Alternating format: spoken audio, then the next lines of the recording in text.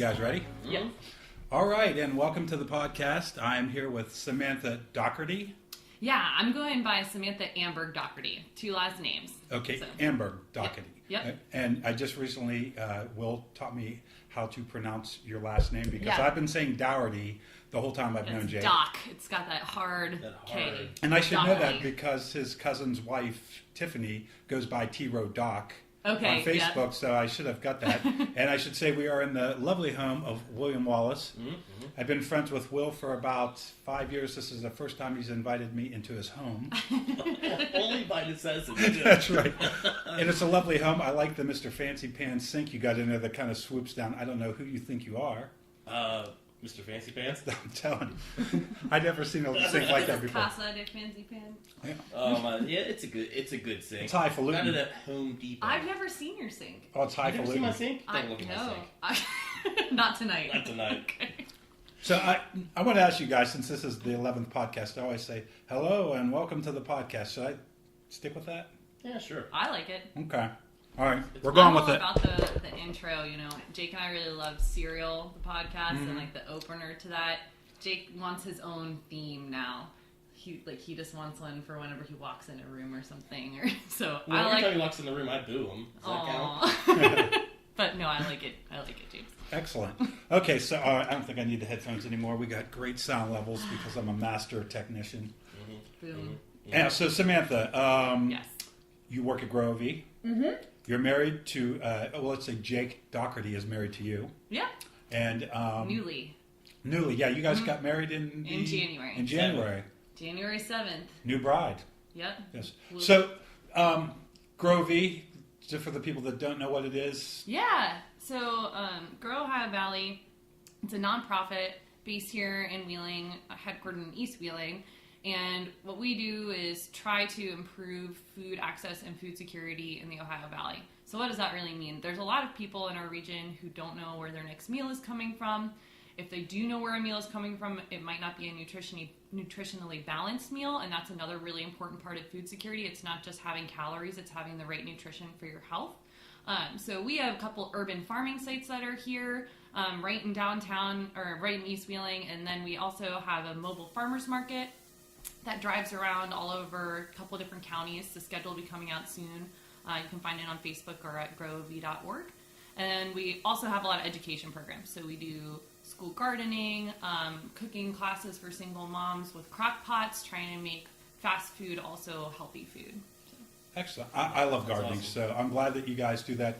And access to good vegetables, especially, is really tough with the closing of the Kroger in Benwood. And there's really the Mount Deshaunel Kroger is the one main grocery store for the whole city. Is that in respects. So that's I know it's always busy there, and that's not a lot of access. And if people don't have a car, Right. It's nice because you guys are in a neighborhood where typically people may not have a car, and they can walk and have access to those vegetables.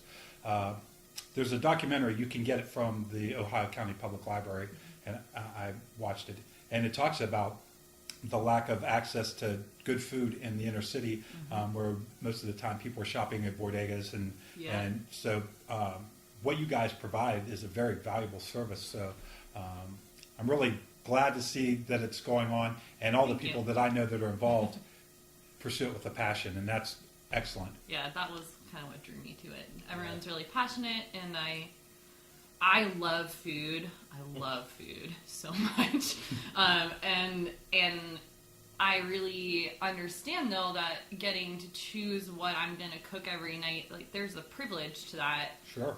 And being able to drive to the grocery store after work when maybe like the downtown Jevia is closed, so like if you don't have a car, how are you gonna get there? So it's been really cool, and I've been getting to eat lots of yummy things. More coming down the line now that summer's almost here. Absolutely. And especially around here, the only places, I mean, if it's late at night or you can't, I mean, there's a great selection at Mount Deshaunel Kroger, but it's not cheap. Yeah. It's a great, then you go to $1, whatever it is by the post office, or Mama Duck's Convenient, and They've tried, like, Neely's and Convenient. And Neely's I know not they try to stock it, but it's hard it perishes so quickly, Sure. so there's kind of these added layers of challenges in stocking produce in a store that our mobile farm truck, we can go multiple places in one day, the day the food was picked. Yeah. So it's a really cool, unique thing. And anybody that gardens like I do, you know that the tomatoes that you can grow in your own garden are nothing like the ones that are made to be able to be picked in California. And gassed on the truck, yeah. And that's just a necessity. So you can't really even blame Kroger's. But just the quality of the vegetables that you get that are locally grown is so much better. And then you guys also have a lot of products. I think I've been able to get honey and different things that are natural products that I like to eat that you really can't we find have a baker anywhere. for this year. She's amazing. She's going to be doing like zucchini breads and cookies and stuff. So, but we do honeys as well. We have a guy who does different like hemp seeds and stuff, which are really superfood essentially. So there's some cool, we call them value added in the biz, I'm learning now, but things like that where it's local, fun local stuff that people are really passionate about, but maybe wouldn't be able to produce to level to get into a Kroger or something like that. Sure. I have a question, and I don't know if you can answer this or not, but... Oh, I'll answer it. She'll make it up. When you say hemp, and that's kind of like, for a layman, it's like a trigger word for generic pot, blah, blah, blah, blah, blah. Weed man, you know, toke it up. Anyways. Hemp products, you said it's called like a superfood. Like, what's... Yeah, so like what Doug sells through Wink and Son Hemp, and also at our truck there's like hemp seed oil, which you can just use in cooking. There's no THC in it. It's not a psychoactive substance. It kind of tastes like, I don't know, like, you know, you get an olive oil and it tastes kind of like that green flavor to it. Sure. It just kind of tastes like a zesty olive oil. And then there's hemp seeds. And those they're little tiny circular seeds. And they you got can a put lot of them fiber on, and almost like a flaxseed. Yeah. right. And I think they even have some unique enzymes that make them good to have in your diet. He might be a good future guest for you because he's really, all in it, super knowledgeable. So One of your rights and responsibilities as a guest on this podcast is you have to suggest another person to be on the All right. podcast. Yeah. And if you get 100 downloads, then I have to take your suggestion, Oh, no wow. matter who it is. You know, it's funny. I feel like that old show Quantum Leap, where I keep suggesting people and they get on here, but I'm still here. Well, I love having you here. Well, I appreciate you being on, man. It is actually enjoyable. we rescheduled so you could be here. So Cheers, clink. Yeah. Well, so, and this really does touch upon two things that I'm really into. I love gardening and eating healthy. I've really gotten into it lately. My big thing now is sprouts. Now that I figured do out you how do to... microgreens too? Yes. In fact, it's a big part of my diet because as I did more research, I realized why I should be eating them. It made me want to eat them even more. I don't particularly like the taste, but there's something about when a seed goes from a seed to a plant, when it's in that sprouting stage, that all these unique enzymes are created. And it's amazing. Seeds are amazing. There's some good documentaries about those too. and consuming these things when they're in that sprouting stage, they do something for your body that they don't do as a plant or as like eating a raw lentil bean. So that intermediate stage when it's sprouting is so good for you. I noticed since I've gradually changed my diet over the years, and really after the first year, I kicked it into high gear with really no sugar. That I have boundless energy. I stand at work all day, 12 hours a day. I use the stand-up computer. I don't sit at the desk at all. Yeah. I can't sit at the desk. I can't sit still. And I need to get a standing desk. This is my first sit-down job, and I'm like, it's I awesome. joined the wellness center last week. and what is your title there? So what do you I'm do the now? communications coordinator. So I do like all the social media posts and emails. I'm the one answering the phone most days because our production team is really busy hustling all around at the different sites. So I get to do the news appearances, which has been pretty cool. So that's my title. We can say you're the face of it. I'm the face. I'm the phone voice when you call. So yeah, that's me. I've been there since November. Great. And we were talking earlier. You moved into town in August? Yeah, I moved here in the middle of August. Before that, I was living in Frederick, Maryland. I'm from Maryland, and my folks were there. Jake and I were engaged, and we were sort of determining where to live, and we ended up saying, let's do Wheeling. So I hopped out here, and now it's great. I've been here for 6 months. I really can't believe that, but that's pretty crazy to me. It seems like it's been a good fit for you. I know every time I've seen you out in Willing, you seem to be having a good time, and Yeah. you don't seem like you begrudgingly moved here at all. No, it wasn't begrudging. I mean, it was hard because I'm really close with my parents and leaving them, so now they're empty nesting, and they're like, my mom was calling me earlier and stuff. So, but I think listen that to the podcast. Yeah, but I really enjoyed it, and obviously Jake is someone that is very aware of what's going on in the city. He's the director of Wheeling National Heritage, so like he knows what's happening. But also, I'm a really outgoing person, and I really love the people that I've gotten to know here, and like Alex Panis, who you interviewed recently. She's like, I'm friends with her, and we're also networking professionally, so it's really cool. There's some really great stuff, I think, going on here. It is. It's and we talk about this, I think, on almost every podcast about how much we like living here and the people here. Now, you said that you grew up in Frederick? I grew up a little bit closer to DC, actually. In Maryland, we talk about what county you're from. I guess you guys kind of do that too. I was from Montgomery County, Maryland, and that's where I grew up. And then I went to school at American University in Washington, D.C. That's where I met Jacob. And then after I graduated, I sort of wasn't sure what I wanted to do. And if we want to dig into it, I can tell you all of the paths I pursued. Yeah. Okay. Well, what was your major? My major was biology with pre-medical concentration. Wow. And I was a psychology minor. When I first heard of you, I heard that you were a Somali pirate. Oh, yeah. And then I was corrected and said that you were a sommelier. Yeah. I like Somali pirate. A Somali pirate. I have a little pirate in me. I love the water and boats, but yeah, I was a biology major. I thought I wanted to be a doctor. I worked with a plastic surgeon. It was a great experience for a couple years when I was in school, and I said, you know what, I just don't think this offers the creativity that I need in a job. And so then he liked really expensive wines and kind of the finer things in life, and that was one of my early exposures. That I grew up middle class, and I was like, I love wine. This is amazing. There's so many fantastic wines. I want to be involved with wine. And so then next I said, well, I got to study wine, because I came out of school, like, that's the way I know how to digest something. Yeah. You sit down. Go all in. Yeah, you buy the textbook and you read it. Right. So I took my level 1 sommelier exam. I passed that. And then I ended up going out to Napa, California to work a harvest as a harvest intern at a winery. So that was another really cool thing. And I loved it. It was another really great time, but I'm a really hardcore Eastern part of the country person. West Coast is really awesome. I love visiting it, but I felt like an alien. Right. So You're absolutely right. It's weird, especially out that way, because I've been out there a couple times now. It's just, it's awesome. Beautiful. It's beautiful. Yeah. It's great. People but are It's unchanging, though. That's the part I didn't like about California, is it's perfect weather every day, and that gets old after a while. Right? You know, it's funny. My brother makes you soft. Yeah. My brother lived in San Jose, and we woke up, and every morning they'd wake up, they'd turn on the Weather Channel to see what the weather was going to do. After about the second or third day, I was like, guys, it's always the effing same. Like, just go outside and do whatever you want. That's the gig you want, is California weather person. Yeah. It's going to be pleasant. You can just record one. Back to Let's sports. go. You just do one report, and then you just have them play it every day. Oh, yes.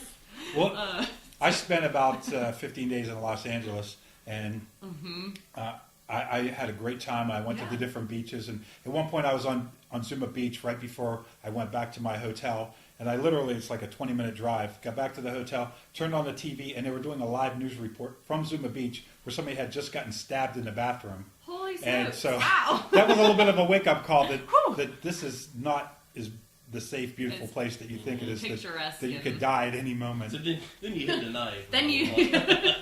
And just the crush of humanity was the part that was always unsettling to me. The fact that where I live now, I can be in Wheeling, which is about as much of a city as we have here, in 10 minutes, and anywhere in the city you can be in the country, really in 5 minutes if you know what you're doing. There, if you're by the beach, if you want to get out into the country, it's far. you're talking a half a day, depending on the time of day. Just neighborhood after Massive. neighborhood after neighborhood, just humanity and It's got a lot of sprawl. lot of sprawl, and it just the geographical area of Los Angeles was ridiculous. But it was a fairly. I drove around the city. I ended up in Watts and Compton, and for the most part, I felt pretty safe in the city. I think maybe the sun and the great weather made me feel a little bit more at home and comfortable. Right. It was a great place to hang out for a while, but Living there is kind of a different never would I want to live there. No, I got a really crappy theory about my time in California you where probably don't want to hear it. Right? this is perfect for For a mid-level podcast. I need 100 listens, Will. 100 downloads. This is it right here. But I feel like since the weather's always nice, people in California, I think any person needs to have some level of discomfort to be upset. Right. To give that spectrum of happiness and sadness. I You need the absolutely. sand to make the pearl, Will. No. Exactly.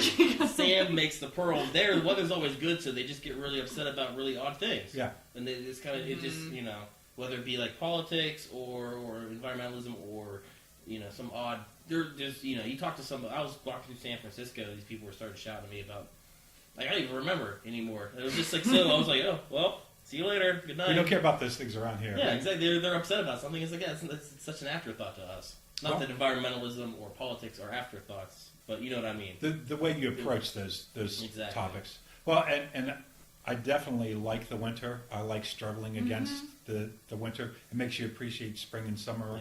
Yeah. The silence of a snowfall is probably It's beautiful. Yeah. I really just like to.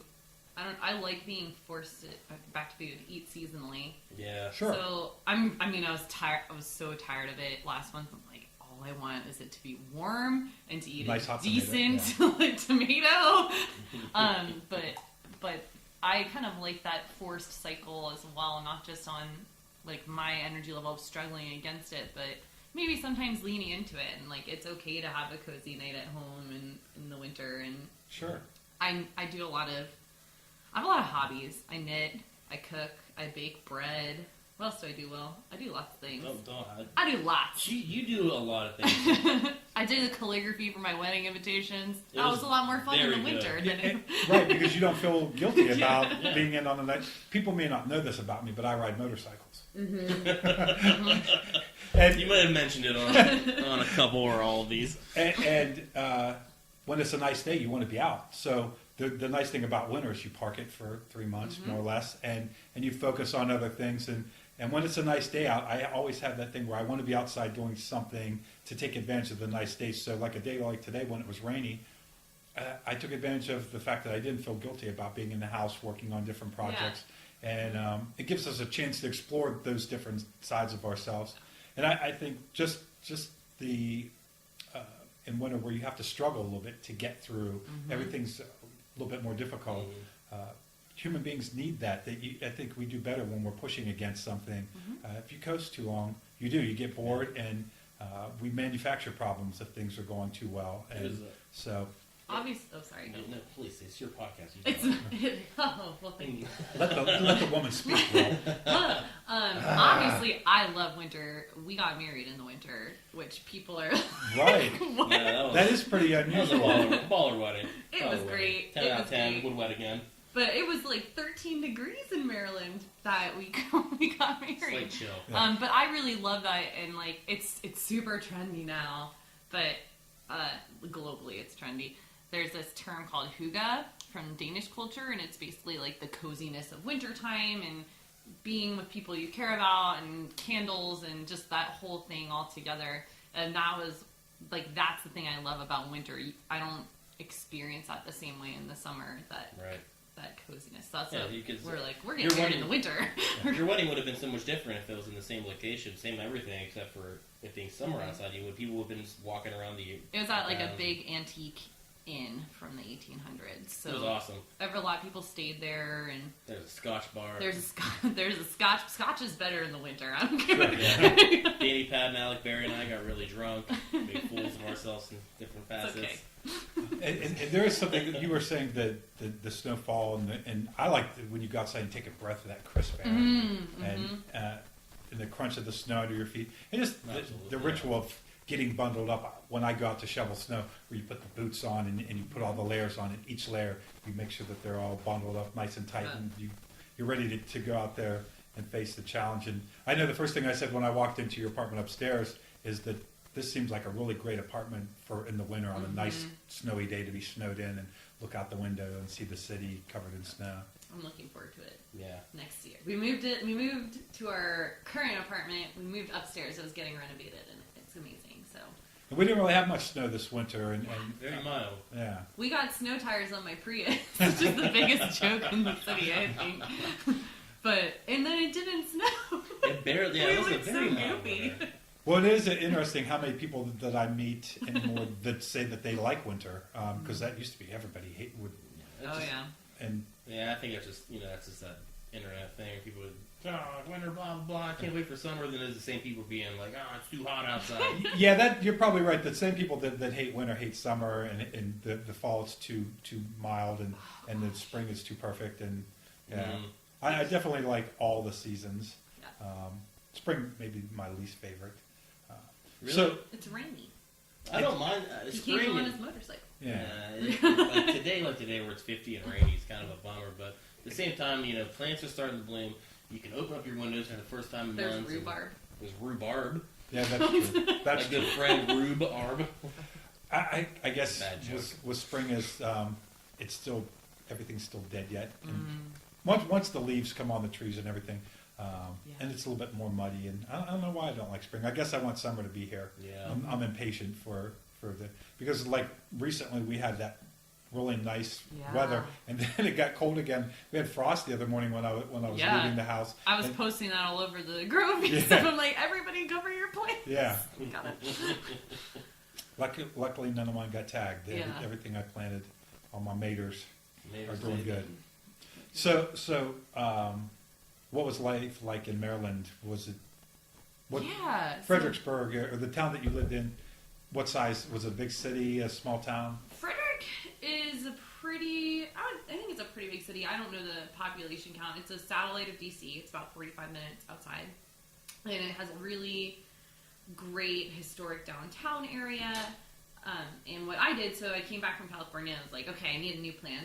And there's a lot of small businesses and boutiques that are there for all different kinds of things. And the one I was drawn to, of course, is a kitchen boutique, I love food and I love cooking. And so they said, hey, do you want to come and work for us, kind of part-time? They didn't have any employees. It's a husband and wife. So I started there. It's called Relish Decor. It's amazing. And basically, in the time that I worked for them, we were able to grow from this tiny store. We grew to a space 3 times the size where we started. So I was really like on the entrepreneurship side of that city, in the thick of it, working and living downtown. So it was a really great place. I love cocktails in addition to food. And there are a lot of bars. I keep coughing into your microphone. I'm sorry. No, that's okay. There are a lot of bars, which I loved, and great food, and music scene's pretty darn good. So it was really nice. And I made some really great friends there. So it was great. Just generally speaking, so. I say with Mark Amberg on the guitar, and he seems like a good music scene. That's my father, Mark. He is a rock star. But I know by he's gonna day listen. he teaches elementary school music. So Mark, I know you're listening. You need to come to Wheeling and play a show with us. come on out. Da, da, da, da. He was like an guitarist. 80s rock and roller when he met my mom with hair bigger than hers. Was he really? And so now he recently left the band, but he was playing in an 80s cover band when we got married, and they played our rehearsal dinner. It was pretty freaking fun. Nice. So my dad, he has a mohawk. He's very unpredictable. Your dad, so in the 80s, he's probably close to my age then. I don't know how old you are, but I'm 50. okay, yeah, he's in his 50s. Yeah. Yeah. One of my So- peers. Am I hanging out So with you he's guys? great. Tell your dad. You'll come do a definitely have to podcast. meet when he comes out. Yeah. You gotta meet. You should get him on this podcast. Well, I'd love Oh, to. That would epic. be amazing. That'd be So awesome. my parents, like I said, I'm just super close with them, and they're both really cool people. So Frederick was great. I got to live with my folks and kind of spend some quality time with them, and drink lots of good drinks, and work during the day, and sell beautiful plates to people. But then it was time to go, so I came out here. It was good. What's your favorite cocktail? Ooh, Yeah. That's difficult. Well, my favorite, our two favorite cocktails, we started with wedding. So my favorite lighter cocktail, I love a French 75, which is like gin and lemon and a little bit of sugar and champagne. It's really good. And then I love old fashions, and that's kind of what Jake wooed me with those when I was a youngin'. Jake makes a good old fashioned. And everyone else is drinking crappy beer, and he's mixing old fashions. I'm like, who is this guy? I like this kid. Marshall County's finest. So, hey. Well, and Amanda down at Later Gator makes an amazing old fashioned. Mm-hmm. Yeah, we love Later Alligator. We did an engagement photo shoot there, Oh, you drinking did? cocktails. Nice. That's how much we love cocktails, and Amanda and them. I just realized that she's like a legit mixologist, and a barista. Yeah, she's great, and she's really eager to learn. She was asking us. Jake and I love cocktails, so we go all kinds of bars. She's like, "What books should I have? Like, what books do people want?" And I love that she's not staying in the.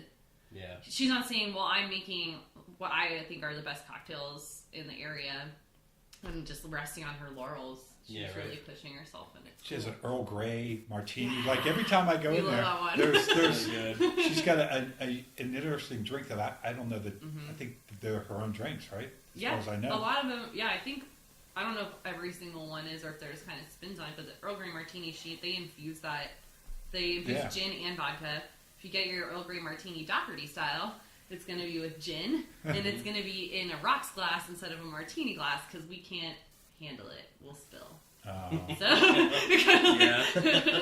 There is something about the martini glass. You have to be very delicate. Yeah. The brute that I am. I'm Italian, spill, so. Yeah. It's hand motions. It's the hands. It's the hands. You guys can't see it, the audience, but. I think Will can attest that almost every time I've ever been out to a bar with anybody, I've always dropped a drink on the ground.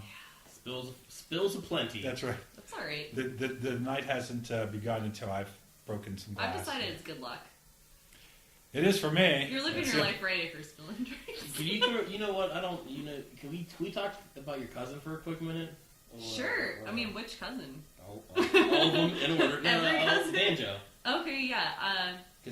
That's on the Amberg side. It's my father's brother's son, and he goes by Banjo, and he's a bartender out in Portland at Clyde Commons, and he also has a a radio show that's online called The Gospel According to Banjo. Is it really? Nice. Yeah. Oh my gosh, Will. Yeah, you'll love it. So he's Sunday definitely. mornings, we'll be on it. I have a lot of. I've been lucky enough to have a lot of really cool family members who pursue their creative passions, and so I feel like I'm still really trying to find mine. But it's great, and I think in Wheeling there's a lot of that too. Like I'm finding the people who are doing things like that. Did you have a question about Banjo? No, we were talking about old fashions. Oh yeah, he makes good drinks. He goes to the national competition. So if you're ever out in Portland area, go to Clyde Commons, be like Banjo. Yeah, listen to this podcast of your cousin. We hung out after your rehearsal dinner and we got some drinks and we're talking. about it was awesome. I'm surprised you made it to the wedding if you went out for drinks with Banjo. Oh, we coast to coast respect. But yeah, I have. We had our own. So you're saying that finding things that appeal to you creatively and that you have varied interests. I think that's an important thing, to find something that you love and pursue it, and then maybe after a while you fall out of love with it and you keep finding something else for a whole winter. I was mad about painting. I just would come home every day and paint and paint and paint. Wow. I never really got that good at it, but almost got that wall done. What kind of painting? Oh, no, Will.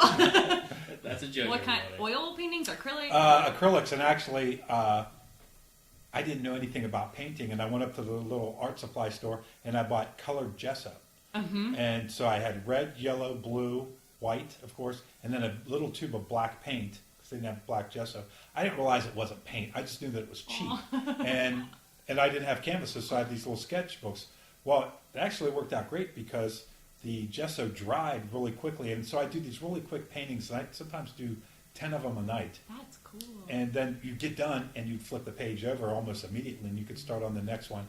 And so it was less trying to make a great painting as much as it was just exploring my creative side and staring at that blank piece of paper and just facing that blank piece of paper just facing sometimes, right? And since there was low stakes, I mean, I would do 10 a night. Sometimes I would just pick a color, yellow, and I would just start putting yellow on the paper. And a lot of them, you get halfway through, and but every now and then. Was it figurative stuff, or what were you? It was a little bit of everything, really. And I filled up probably 20 sketchbooks, and then I would go back. I get obsessive with things, as people know. And then every now and then I'd come up with something that would either be a figure or it would be something abstract, but I'd really like it. And then I'd get a thrift store canvas and I'd translate it to that. But it was cool.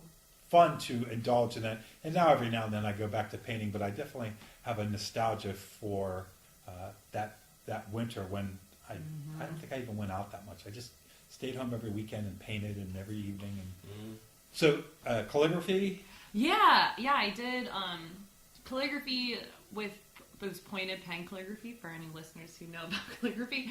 And I did it more of a modern style rather than like a Gothic style. So I don't know, you probably, like, if you've ever been on Pinterest or Facebook, it's just that a little less formal than what you're used to, but, and it can have your own personality. So that was really cool. I took a class at this place called Meant to Be Calligraphy in DC, and it was like a couple hours long.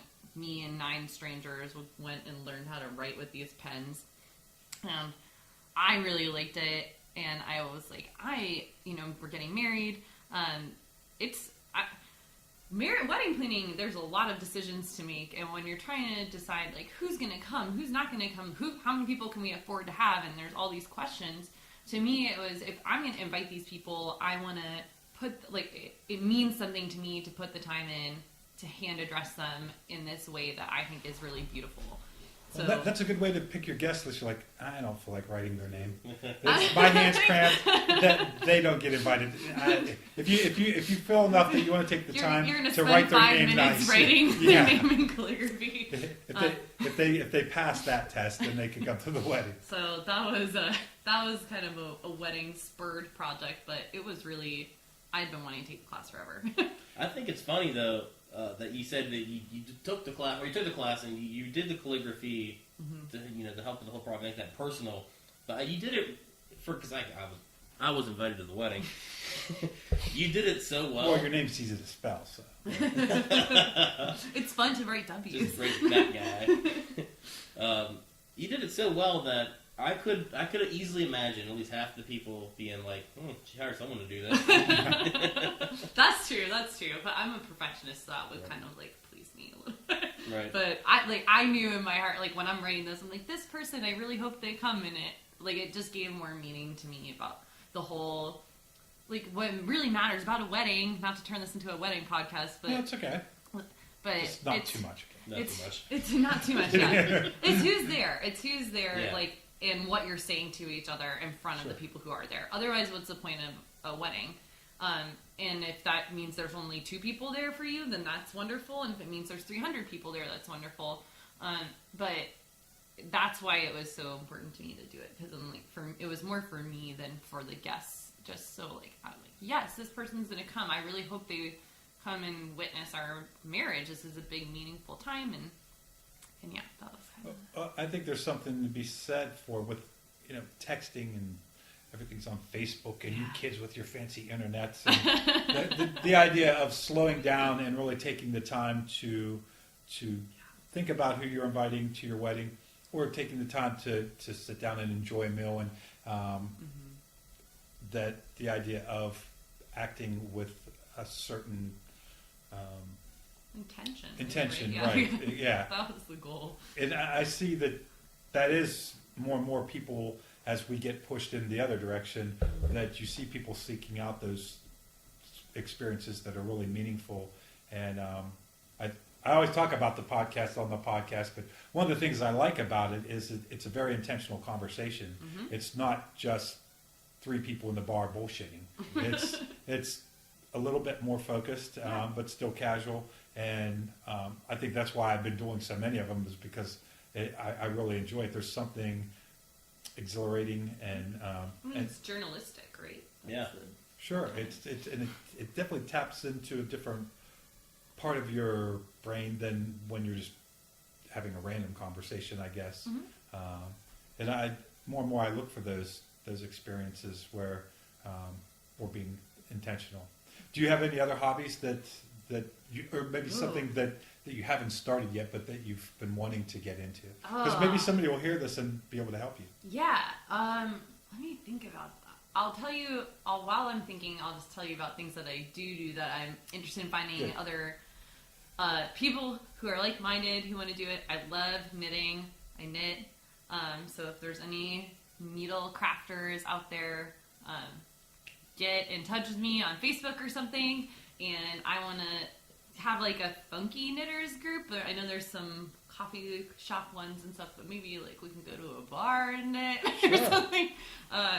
But what am I trying to do? Hipster. I'm trying to get back into. I kind of. That's okay. I'm an East Coast person. I'm now in the Northern Panhandle. Panhandler. Yeah, now I'm a panhandler. Look at me go. Is that what you... No, you guys don't call yourselves that. No. I call you a Yankee, even though you're born I'm a Yankee. Geographically more southern than us. But anyhow. Most of my hobbies things that I want to get into involve cooking. So I've made bread. I do certain things. Like I'm Italian, and I really want to learn to make pasta kind of on the regularly from scratch. I think that would be really, really cool. And then I'm taking Master Gardener's course. So nice. I've only dabbled, like we grow a couple tomato plants and some herbs, but nothing major. And so at Grow V, I've been really inspired and said, I want to know how to do this. I feel like an idiot around these people. Like they don't treat me badly, but I just have no idea what I'm doing. I step in the bed by accident if there's nothing growing out of it. Like, I don't want to do that anymore. I don't want to embarrass myself. So that's something I think that anything I can do to be more self-sufficient and do things more small batch, locally made, and if that means I have to make it, then that's cool. It's not a problem. So things like that where I can be more self-sufficient. Is there a certain style of food that you're interested in cooking? You mentioned the pasta and the bread, or yeah. Well, I'm drawn to Mediterranean. That's my culture, my ancestry, I guess. So I love that. But I think I'm open to anything. If there were cooking classes downtown, I think that more pushing the envelope is better. You know, I've never made a tortilla from scratch, and I know there are people in the city, I know them personally, who make, and I want to do been that. there, done that. Yeah. Yes. So like, things like that, or, you know, Good Mansion Wines is down the street, which definitely, I love living near there. It's great. Yeah. But like, wouldn't it be cool if, I'm not going to make a croissant every weekend, but wouldn't it be cool if I knew how to make a croissant? Yeah. So I think anything like that I really find joy in novelty, and I don't mind that that's childlike. I kind of embrace it. Well, the process of learning something and taking on just croissant is not necessarily maybe an easy thing to make, but it's also not unachievable. So just having a goal in mind, something that you have to work at, that ultimately that you can do it, but it doesn't necessarily come easy. Those are nice things to have, something to focus your attention on. And I think for me, where all these hobbies come from, and I love them all, I love getting to interact with what I'm going to call an artist. So that could be the person who's baking, that could be the person who's teaching calligraphy. It could be any number of person. It doesn't necessarily have to be your typical artist, what you picture. So I love interacting with that person, and I find that to be so inspirational. So anytime we can get more Wheeling artists connected with more people and sharing their craft, I think is really awesome. And I think I've experienced that with you, James, with the films, and like I've never known a filmmaker before, and that's been really cool for me. And you make it feel very welcoming, and I don't feel like I need to know everything. So that type of interaction is really awesome. And then also just being able to exert control on something and make something out of it. That is so cool. That's kind of, to me, like that's what being a person is about, is you have this wonderful brain, this wonderful body. What are you going to do to change things or to form things to express yourself? And so that's why I love hobbies so much, because there's just so many ways to do it, and there's so much beauty. Right. It shows a way into a person's personality, into their life, into their interests, just by saying what they're interested in doing on their free time. Mm-hmm. It gives you more personal depth. Yeah. And it's amazing what I've learned, because I'm big into all kinds of hobbies. And what I find is I learned something with one hobby seemingly unrelated to the other, and I think working towards a goal, I've learned so much about life through filmmaking, how to interact with people. Just my interest in nutrition has taught me to act with more intention with how I live my personal life. So it's also affected how I take care of my personal living space and how I organize my life and my time and all these different things. That's really cool. It's great. You by trying to get good at one of your hobbies or all of your hobbies, you develop these life skills. Yeah, they cross, but they also just make you a better person. And I think you're right that the artisans that we have in the area are artists. I know on the Ryan Butler podcast, I referred to him as an artist many times, and I've also talked about Scott Anderson, who's building a motorcycle for me that's as much of an artist as anybody I've ever met. He would be considered a mechanic by most people, but I think he's building something from components, yes, and that's what art. The skill and the creativity is is there as much as any artist I've ever met, maybe even more for both those people. And there's not a lot of pretentiousness too, especially in the kind of new wave. Obviously, I'm new to wheeling, but I've heard a lot about it. I've been dating Jake for many years, so I've been coming out to wheeling occasionally, and so seeing that new wave of people coming forward and saying, here's this thing that I'm passionate about, and it could be, it doesn't matter what generation they're from, but maybe now they're just finally coming forward with what they're doing. And that is so powerful in the fact that they don't have so much ego and pretentiousness. So coming from the DC area, everybody, it's like, who do you know? Who do you work for? And there's a lot of that atmosphere around it. And I don't feel that here.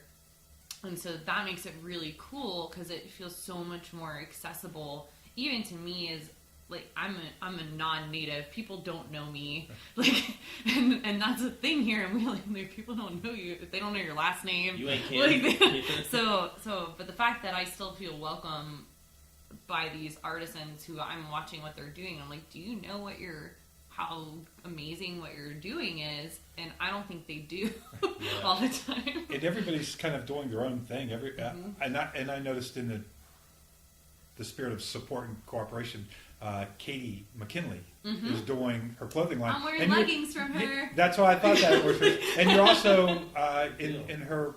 They did a photo shoot with a bunch of different women. Yeah, I think Alex and you were in it, and so you see everybody supporting each other. West Virginia women are amazing. Just gonna throw that out there. I've met so many. None of them are here with me tonight, but you're here with me in spirit, and you'll listen. Now, are you saying West Virginia? Is that a group? Is that a formal group? Or No, are you just it's saying not. Women in West it's Virginia? just like a lot of the. I mean, I'm interacting with mostly young women, but I just think there's so much power and resiliency, and it's really been fascinating for me because, like Will was talking about with the California people, they don't experience a lot of discomfort.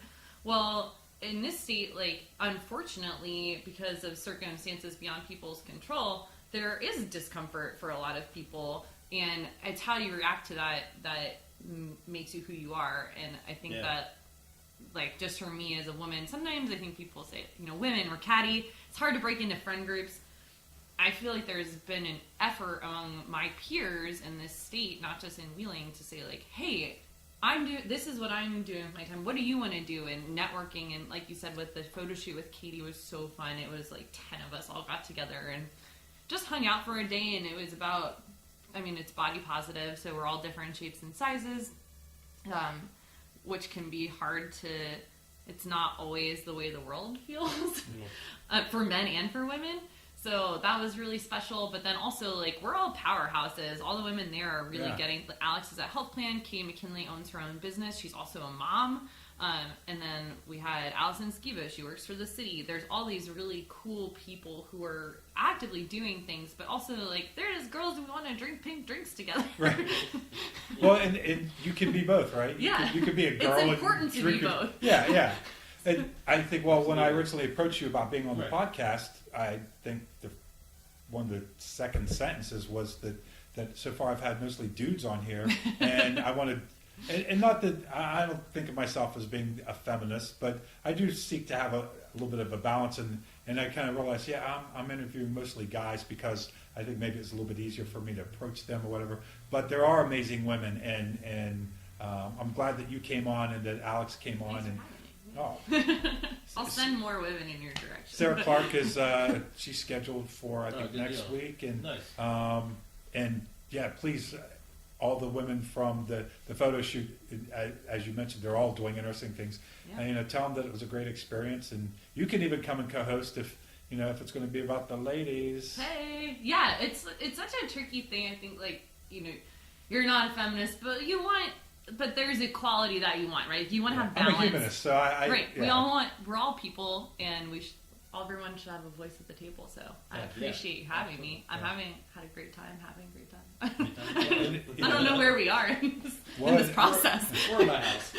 One of I kind of randomly picked the name experimental, but I'm glad I did because it kind of frees me up to do different things. And so, he's my co-host, especially with people that are downtown Willing that are he knows a little bit better than me, and it's been really great having him as a co-host. And you've been great already, so I'd love to get you to come in, and because some people are nervous when they think about doing a podcast. So having a co-host, someone that they feel comfortable with, that's walked that way. You can't see my shimmy, but yeah, Sandra's she's throwing us a little shoulders. There's a shimmy going. Just warming up the crowd.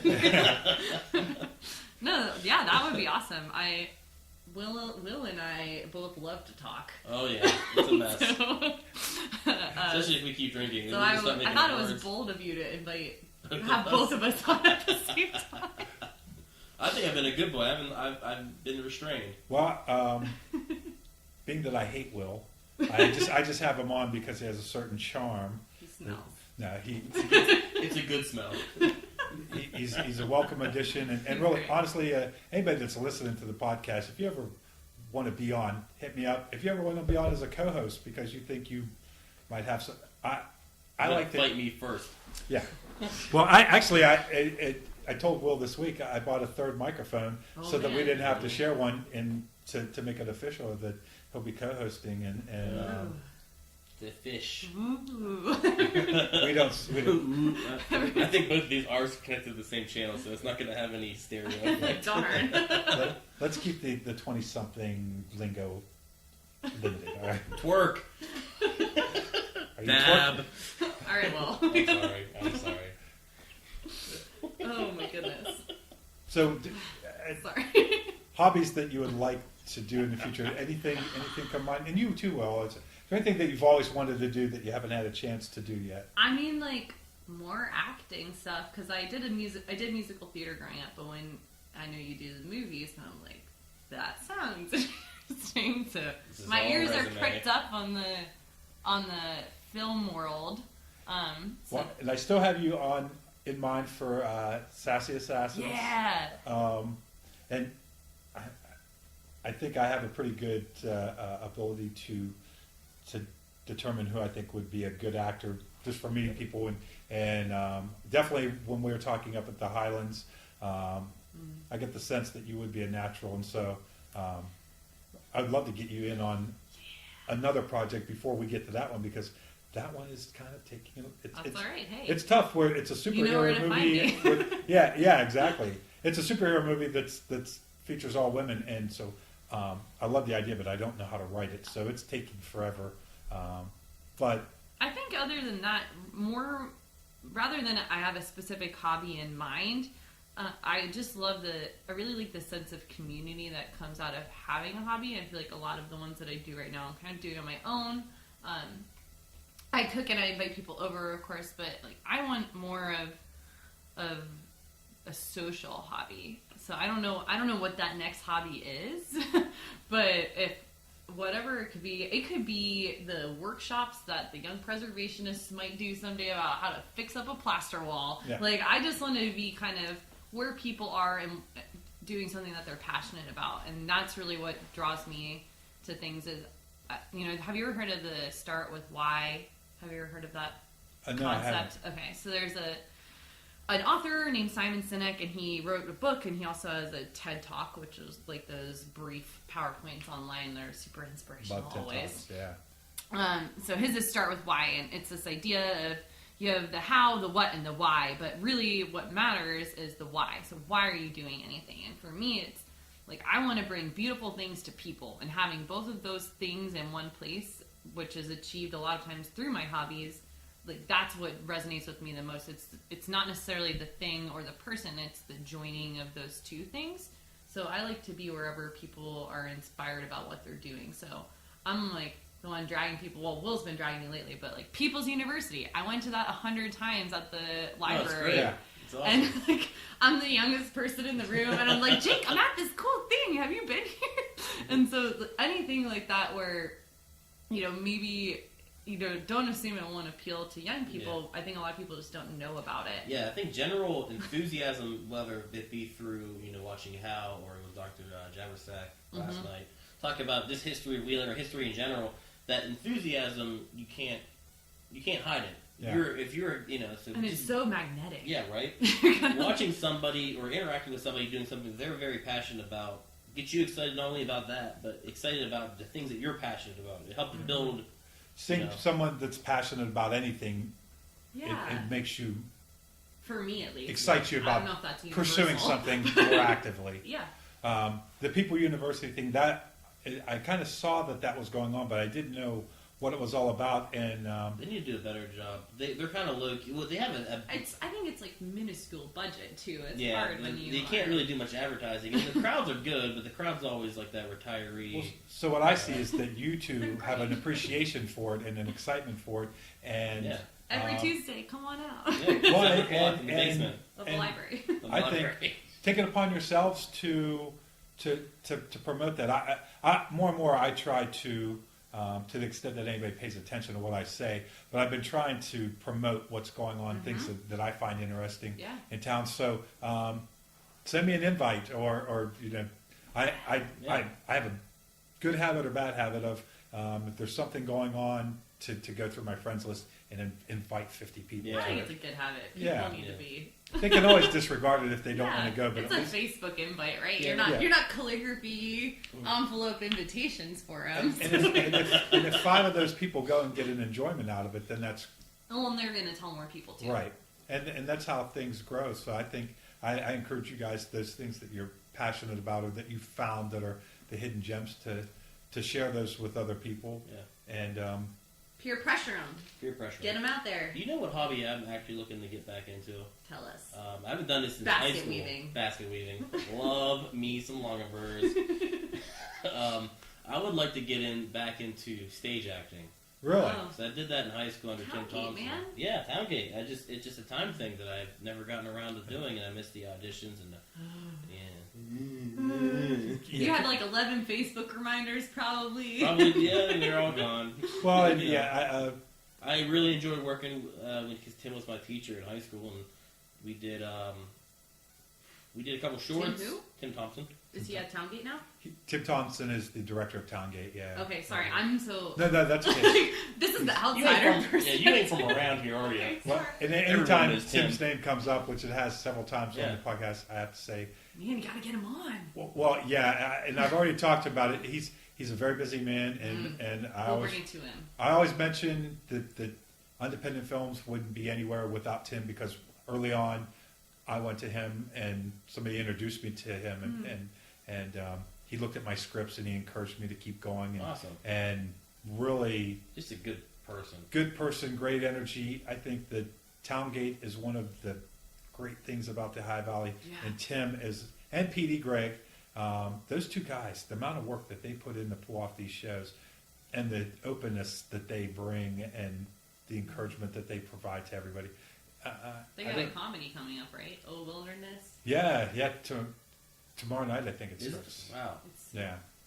There's lots happening, and then there's a whip thing too, right? At Towngate? Yep, we're doing a movie night there with one of your movies. Yeah, they're going to show Things That Go Thump, our 5-minute horror show. I'm going. Facebook's going to tell me. Yes, and then we're going to have an encore presentation of Need or Greed. Oh, and that's right. Starring Ron Scott, Corey, awesome. Jackson, and Ron Sr. I was at the real premiere.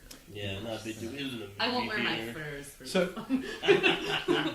the nice thing about how that came about, Alex approaching me, kind of brings me to a topic that we kind of touched on a little bit earlier. all these different people that are doing their own thing, but I see them coming together and combining their different talents, and I hope that more of that happens.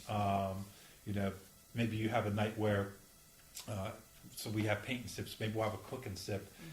Maybe we'll have a knitting night where along with the knitting night, people are reading poetry. So you get two different groups that are doing something, and then maybe have a chef come in and do some special food for just that night.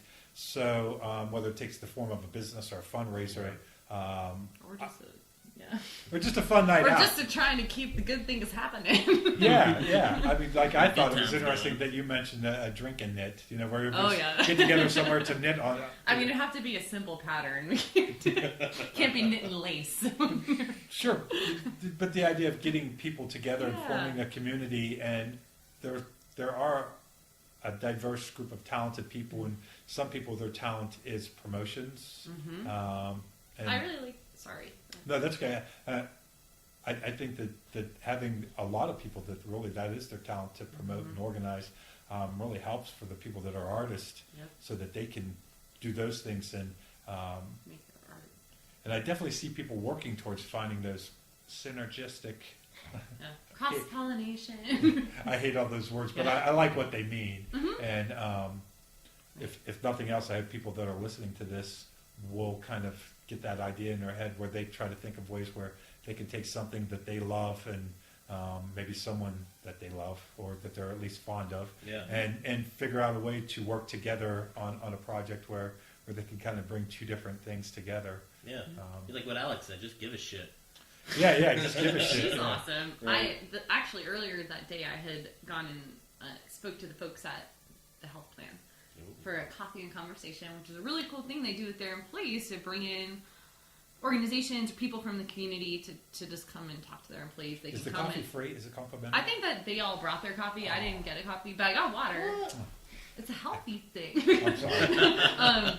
But during that time, we were brainstorming all these ways to collaborate, and I said, this is so great because I can't do everything. I'm one person, and it's so wonderful to interact with people who give a shit, and who are buy into the fact that you give a shit, and then say like, let's see what we can build together, and it's amazing what you can build when that does come to fruition. I'm so excited. Like I said, I know her socially, and now we're interacting professionally, and I was listening to her podcast with you guys, and she was talking about that. We said the same sentences to each other 6 hours ago, but it's so true. It wasn't. That's why I think it came up again. It resonates with people. You can't do it alone. No, and you can't do it with 5,000 Facebook friends either. Like, you have to do it with the people who are here looking you in the face. Exactly. Well, not us. We're not going to. Who are giving a shit in your community around you. Facebook is a nice tool to get things organized. Sure. You really have to have people together face to face. And I think that one thing I found from filmmaking is that I was at a meeting earlier where we did a table read of a script. And so you're hanging out with people you like, but you're working towards a common goal. And there's something about that kind of time spent with people that I value much more than just hanging out. Which there's a time for that, obviously, but there's something about... It's different. Yeah, it's different. And you walk away from it with a closer bond with people and a sense of accomplishment. And if you're going to spend your time, why not work towards some kind of a goal? And I like to see that more and more people are, I think they're approaching life that way, where we're just sitting around and hanging out is not enough. Right. It's because we're not on the West Coast. Just kidding. East Coast, hello. Northern Panhandle. No pan. No pan. No pan? No pans. You guys are... Norpan. You're pulling my leg. Norpan. No, we're inventing it. Norpan. We're going to have shirts made up. Norpan. Norpan. We're like, we brought this girl on. She's from the D.C. area. We're Norpan now. Yeah. No pop. What do we go by? I don't think. I don't think you go by. I mean, we're Ohio Valley. We live in the Ohio Valley. If you go by something, tell me, because I'm the communications person and I want to know. Well, it's Northern and Panhandle, Ohio Valley. West Virginians, like Yeah. we just always associate. Well, I don't know. You're not from around. Mountaineers. yeah, I think it's No, Willie. residents of the Upper Ohio Valley, Yeah, loyal supporters Upper of. No, well, I like Norpans. I think it's gonna stick. and as much as I think that it might be kind of cool to have a certain identity, I think one of the things that we benefit from is the eclectic nature Yeah. of the Ohio Valley. So the fact that you can't really say West Virginia because so many, I'm an Ohio guy, and so many of the people that we know secretly live in Ohio. And really the Ohio Valley. We know who you are.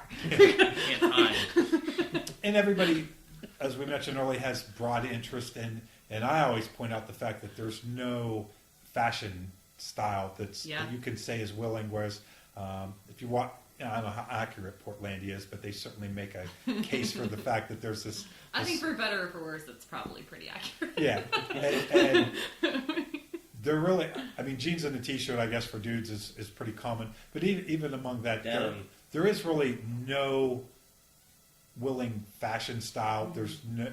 I think it comes back to that when we were talking about creatives, and I mentioned that I don't think there's as much pretentiousness and ego surrounding it. He said they're just doing what they're doing. People just have not their heads down, and they're paying attention to what's going around, but they're doing what they're doing because that's what they want to do. And it's not because they expect other people to pay attention to it. And I think the same thing's true of the fashion or of the music or things like that. And that's why there's a lot of really cool stuff happening, is because there isn't... You're not stifled because of, which is rare in this day and age where everything is... It's like aggressive individualism. It's really refreshing. It's pretty cool. And thinking about it, if you... Going back to the outfit thing for a connection to a bigger thing, if you would put like Jake, Danny Patton, myself, and Eddie Berardi in a room and looked at our outfits alone, Jake would be wearing some fancy boy suit. He does look good. I'd probably have on oversized boots and jeans and some stupid t-shirt. A good t-shirt. But you have to know movies to get it. Yeah. Eddie would have on worn out flannel and light colored jeans and pink sunglasses. Pink sunglasses and his Chuck Taylors, and Danny would be wearing tight jeans and worn out Vans and some really obscure shirt that I don't understand. Right. But if you would see that, you'd be like, what the hell are those guys doing? But They we're look all like really close friends. We all do our own thing. Danny works on cars. Eddie works on his own house. Jake does Jake stuff. He's cooking right now. He is cooking. And and that is make fart noises.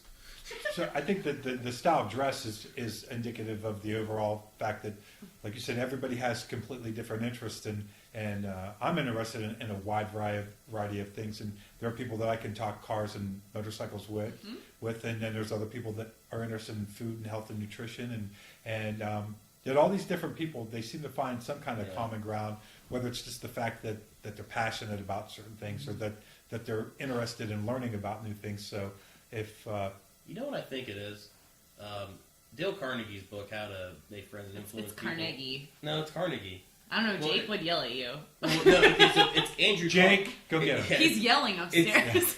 Side note: it's Andrew Carnegie, but Dale changed his name to be like Carnegie. Dale. But his name's Carnegie. Okay, It's cool. different. Anyways, Thanks. All right, sorry, y'all. I was yelled at for calling it People were I'm probably wrong. We're shutting off hey the guys, podcast. Google it. Yeah, Stay Google on. it. Stay on. It's gonna get good. It's really good. It'll get interesting again. Well, he says that if you want to, the quote was that the best sound a human hears is the sound of their own name being spoken back to them. Or I butchered that quote. I love that. Yes, Yeah, right? When people say James, Yum. It's a good name. Yum.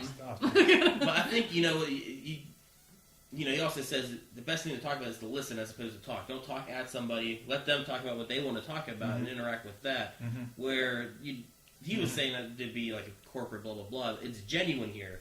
When you start talking about motorcycles or working on your truck or your house, people listen to you and we all interact because that's interesting to us. And we genuinely want to learn more about that. When you're talking about wine or you're talking about knitting. Yeah, whatever it is. It's hard for me to keep up. It's My cat, who's your cat, amazing. Annabelle's right. It's. I think other people be easier to shut down and just be like, yeah, I don't care about that. Yeah. I rollerblade. We'll talk about that. And part of it might be just the fact that it is a smaller community, so you can't seek out people that are exactly like you, that you have to embrace the eclectic nature of it. And once you do, then that becomes the way you look at the world, and so that the area shapes you as much as you shape it. I don't want to get too deep. No, get deep. This is not. This is a deep deep. as the ocean, This is son. a deep episode of the experimental podcast. But for me, I grew up. As I said, I grew up in the DC area. I went to school in DC, and then when I left DC, I went to the West Coast. So it's a very coastal experiences versus moving here. You know, you're really in where I grew up. There's a lot of diversity, but there's certain like-mindedness, and I think coming here, it's been really good for me as a person and as an American, especially just because I think that's the whole point of our country is we're not all the same, and we have to figure out how to be cool with that. Right? It used to be the melting pot. It still is the melting pot. But I don't even know if that's I don't know if that's a right word, because I'm not becoming you, but we're learning to connect. It's the rugged individualism. It's I would say the state and the city and stuff, we're scrappy. That's what, and I feel that here in a way that I've never felt anywhere else. And I think that scrappiness forces you to be this is who I am, but also this is who you are, and we have to work together because we've only got so much. I think everybody who's ever, for the most part, my friends who have moved away, I have a couple friends who live in LA right now, and one lives in Florida and elsewhere. They always say, "Oh, this is great, blah, blah, blah, I got so many opportunities, I'm doing this now, I'm doing that," but I don't have the friends like I used to. Yeah. And I think that, I used to think, well, it was Wheeling special, blah, blah, blah, but I think we all grew up so tight-knit, it was forced, we grew up having to make things do with what we had, because it's not like we were poor or anything, it was just, that's how it worked. You have your friends, and that guy did this and you did that, but you were friends. You were limited in options, so you made it. You did. These are the people that you had to hang out with. Yeah, that guy tells good jokes, and that guy's a good storyteller. But that guy, I don't know what he's doing with his spare time. It's whatever. And I'm doing this thing, but we all hang out and we all make it work. I think it's easy to get lost in the crowd in a big city where you have so many options that you can keep searching for the exact perfect fit, but that expectation of that leads you to really end up being unhappy because you don't find the perfect fit, or maybe it's just the harshness of the city life makes it hard to break into a new group that people already have enough friends. Right. You move into town just to break in, it's tough, whereas here it is very open, and because... Yeah, I wasn't sure what to expect, frankly, because I grew up, when I moved to Frederick even, it's a bigger city, but people are cliquey, and... It's still, the clicky's a problem here is elsewhere too, but it's definitely going elsewhere. It's hard. It is. It is. Other people, when you go there, other people have told me it's easier to talk to, I think in the big cities, James was saying it's easy to get lost in absolutely, it. Lost the shuffle. And I think that the alternative to getting lost in it is clinging to the thing that you do identify with. Yeah. And then you're like, well, this is my life raft. I don't really know who I am. I don't know, not only that, but who am I in this context of the place that I'm living in. You build your smaller society inside that space. And I think Wheeling, I'm having to do a lot of soul searching. Who do I want to be? And not in a bad way. People are very welcoming, but I see them being their authentic selves, not to be a hipster and corny, but people are who they are here, and it doesn't have a lot of fluff around it. Yeah. So, seeing people that are exploring different aspects of their life, when you see that, on one hand, it does motivate you, but at the other hand, it also challenges you to, well, what am I doing with my life? Yeah. And, mid-20s crisis. Yeah, I think that's the yin and yang of life, that things that inspire you also to a certain point challenge you, and maybe if you're not where somebody else is, to a certain point maybe makes you reflect and be a little bit depressed. Look what they're doing with their life. And I mean, I certainly see people that I admire, and they both inspire me, and at the same time I'm like, wow, I could be doing so much more. Mm-hmm. That's okay. They give you humility. That's what I call that. We're like, wow, they had similar resources to me and similar amount of time as Yeah. me to use those resources and look at what they're doing. Well, the nice thing about being in a supportive community is I think life has a way of making you humble, whether you like it or not. So if you can surround yourself by people that are supportive, and I know for me, a few kind words every now and then from people goes a long way to encourage me to keep doing things that I'm interested in. And at this point in the podcast, this is where I use the advantage of having Will as a co-host, that I take a restroom break and allow Will to take over. Someone's hydrated, it's not us. I'm hydrated AF. You guys you can use profanity. I don't mean to, like, fuck. Yeah, let's get that E. Let's earn it. Let's earn that E. All I said was the S word. Samsonite, yeah. James shouldn't have left us to our own devices. No, we'll come up with something, Will. So you have lots of hobbies, like mostly guitar. Guitar. And I have always wanted to play the guitar. I can play some bar chords. Power chords. That's what it is. I learned to play Boulevard of Broken Dreams when I was like 14. It was your awesome. dad's a music teacher. He could have taught me, but it's hard. Like, I love my father, He but doesn't want to take work home. he's like, I can't do I'm this. doing this to these kids all day. No, I'm a perfectionist, and so guitar, I have relatively small hands, and they were even smaller 10 years ago when I was trying to learn guitar. Right. And I was just like, bruh! My dad had all these Les Pauls, and I'm like, my hands, they don't fit. They're so heavy. so I got a Strat, and I dabbled a little bit, but I was going to be a Dr. Will. I didn't have time. Didn't time for all that But jazz. now I do. Maybe you can teach me. I'm not that good. I don't care. Well, we'll figure it out. No, I like playing guitar. Who taught you? I taught myself. From the interwebs? Yeah, so I had my guitar. My mom bought me my guitar, my first one, in 8th grade. No. Why? I wanted one. Okay. And as soon as I got one, it was 5th grade. What bands did you like then? Oh, jeez. Who was your inspiration? In fifth grade? In 5th grade. You know what? I Tell just us. started listening to the Smashing Pumpkins. In 5th grade? Yeah. No wonder you are the way you are. I'm a mess because of that. Because you listened to Smashing Pumpkins when you were 10 years I old. still do to this day. Oh, I love them. Yeah. When he was 10. Yeah, I was My a lot older than my that. brother had their greatest hit CD, so 10 would have been. It's alright. I'm not gonna do this math. Yeah, no It was math on the after- podcast. It was after they broke. Oh, math on the podcast. After they broke up. No, it was. They had a greatest hit CD out, and he left it when he went to college. And your mom was like, what are those sounds I hear coming from my son's room? He needs a guitar. Yeah, my mom was pretty chill.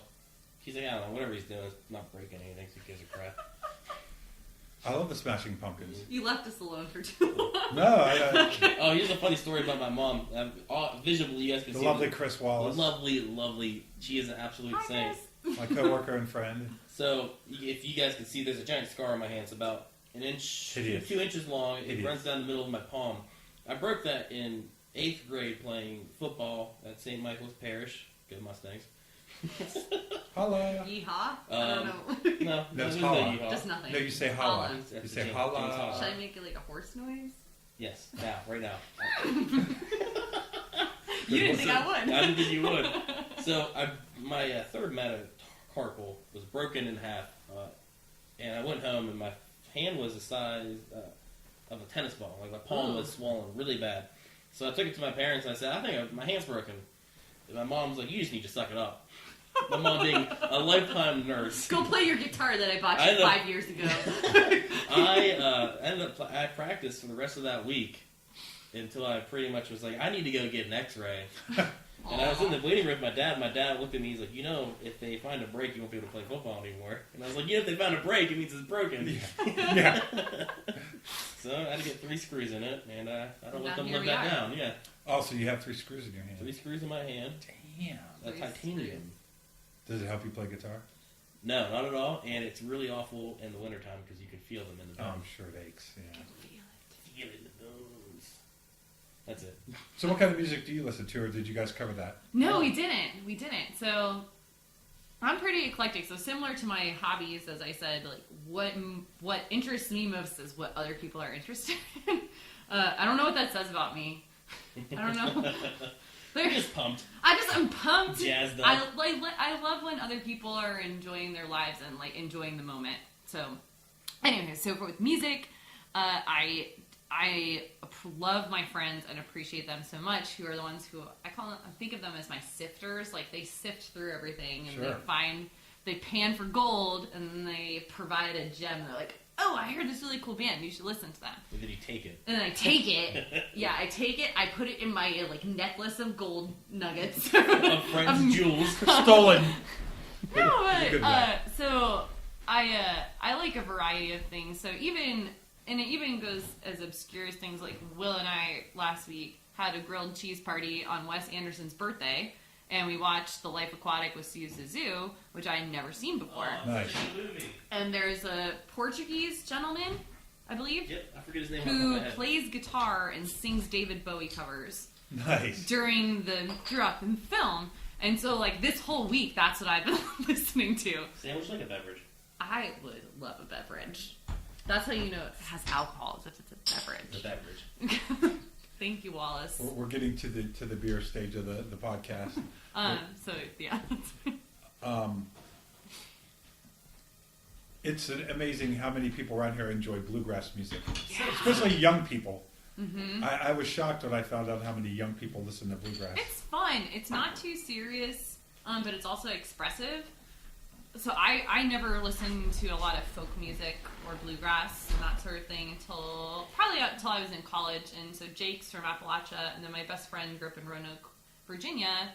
So they both kind of introduced me together to folk and Appalachian music. And I really love it now, and it's so cool. And I mean, they're huge now. They've blown up in the past 5 years. But like Avett Brothers, I used to listen to their old unplugged stuff. They didn't have... That first album they had. I like so their new good. stuff too. It's just very. Right. It was a lot more bluegrassy Absolutely. when it started, and so I love that type of music. And there's a lot of romance to it.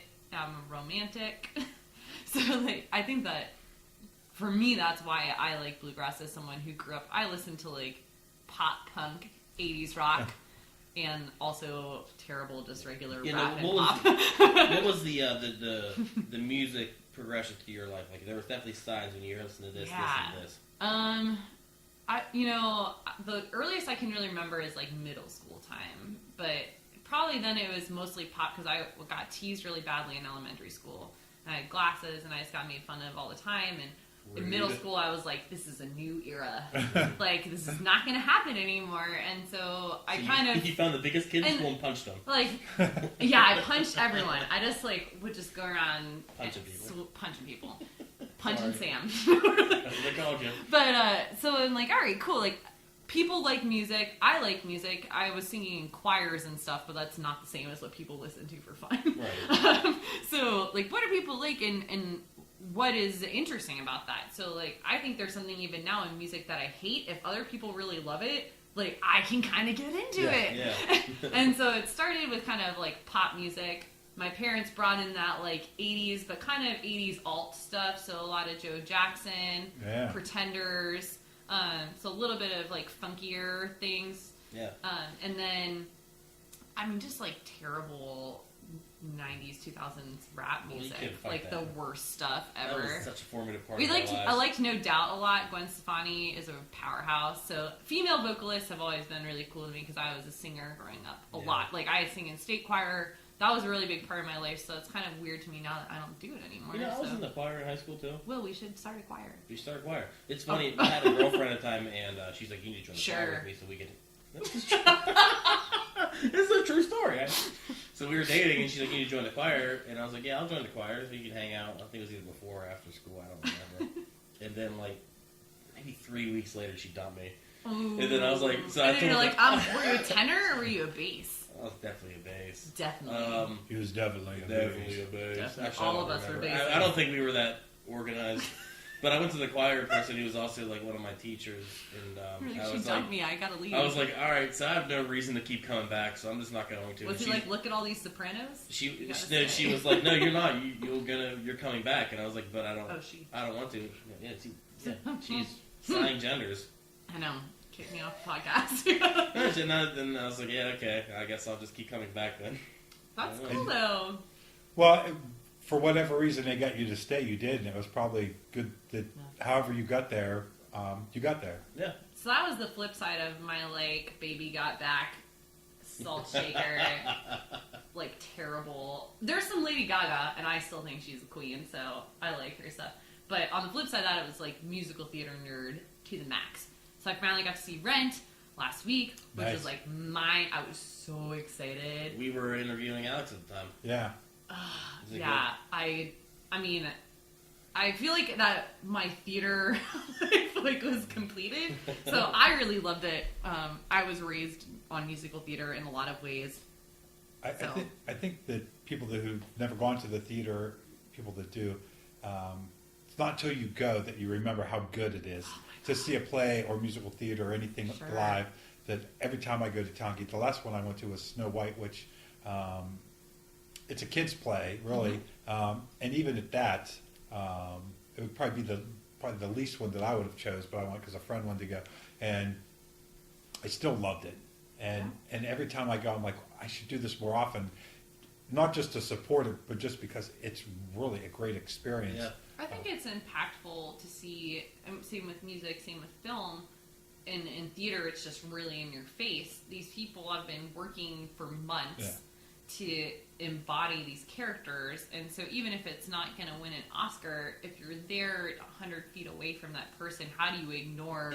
It's beautiful in its own right because those, like they said, these aren't going to win an Oscar because they weren't paid $4 million to do it. Sure. They worked at, those people. I have didn't families. mean that as an insult. Right. I don't want it to come up. Okay. But Yeah, there is I something definitely about wanted the fact that it's a live person, physically there in front of you. That It's like I said, it's beautiful. They're definitely not as good as someone who would win an Oscar, but at the same time, this person is doing this out of pure passion for it, where they have And their more day job. vulnerability, I think. Absolutely. They have their day job, they have their family, and then they're working time for this practice, and they're doing it in front of their friends and family, so it's awful. So, and that's kind of like the intellectual side, but I think the emotional side is when you go there, that they just suck you in. You forget that guy's a lawyer and that guy's totally. a pediatrician or whatever. They just suck you into the moment, and the How fact cool! how is cool that? that it's a real person that's doing this in front of you versus seeing something on a screen. There's something about that, the impact. Even for me, I think going to the theater or the movies where you're watching something as a group, oddly enough, as a filmmaker, it's odd that people get together and watch something that was created like a movie in a group, because most of the time when people do get together as an audience, it's to see something that's live. Film's one of the last things where people sit down and watch something that was recorded that you could just as easily watch at home. I don't know what that has to do with That's the price of interesting. beans, but it's something that occurred to me that You know who would know about the price of beans? Sam. Oh, she would. it's just going to depend on the weather. Well, Seasonal item. Seasonal seasonal item. item beans. But with theater, I grew up listening to Rent. I watched the movie because it came out during my lifetime. I was like, my friends at the cast parties, we would like act. It was like Rocky Horror Picture Show. I don't know if the audience is familiar with it. If Never you're heard bold, Google it. If you're not, then just leave it alone. Side But story. My first time ever seeing Rocky Horror Picture Show was at the Warner Theater in Morgantown, where they had, I didn't know this movie was. And I was sitting there and people were shouting. And now you're a convert. Roar, Jock! I'm like, what? What's going Yeah. on? So, anywho, if you're Anyways. intrigued, you should definitely look up Rocky Horror Picture Susan Show. Sarandon. But that's how Rent was almost for us, Gramp. Like, we would sing the songs to each other, and like everyone knew, like, this is my song, so you go and sing that part. And so seeing it live for me, it wasn't a local cast, but like it was so cool. I'm like, this is in Wheeling. There are mooning people. There are lots of same-sex couples. And like, okay, 10 people left that are like not down with it and didn't know what they were getting into. Yeah. But like overall, the audience, it was so wonderful and so cool. And like, I felt like Jake went with me, but I was like, I know every word to every song.